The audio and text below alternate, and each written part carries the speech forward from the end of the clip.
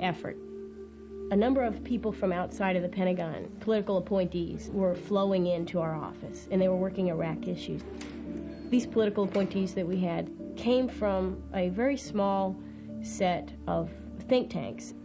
As Eisenhower said, the military-industrial complex is really three components. There's the military professionals, there is defense industry, and there is Congress. There is now a fourth component, and that is the think tanks. You know, one of the little-known secrets of Washington is that policy isn't really generated very much within the policy apparatus. A great number of the ideas come from outside the government, from various think tanks, like the Project for the New American Century. Saddam Hussein, here's the man, here he is in his box.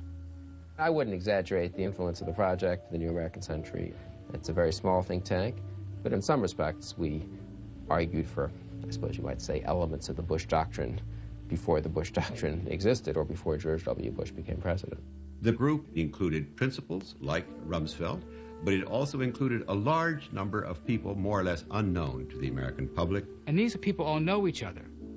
They had all worked together before the Bush administration. I used to write speeches for Don Rumsfeld in the Pentagon, and we came up with this phrase that weakness is provocative, strength deters. Our report on rebuilding America's defenses said even before September 11th, the defense budget was too low. It looked ahead to the kinds of wars that we've now ended up fighting in Afghanistan and in Iraq.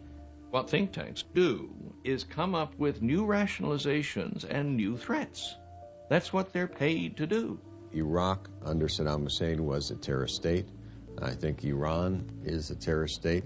North Korea is a very special problem. They can build nuclear weapons, and they're perfectly capable of exporting them, and we cannot allow that. These are states that not only host, but in a way fund international terrorism, encourage international terrorism. They have to be eliminated. This was almost completely adopted by the administration, in part because the people who wrote this had all been brought into the administration. We must prevent the terrorists and regimes who seek chemical, biological, or nuclear weapons from threatening the United States. It is not at all accidental that when the President names our enemies in the 2002 State of the Union message in the Axis of Evil, that it includes Iraq, Iran, and North Korea. So in a real way, we have this new phenomenon where think tanks are now an integral part of what we used to think of as the military-industrial complex. Eisenhower may well have been predicting these people when he talked about if we didn't keep an eye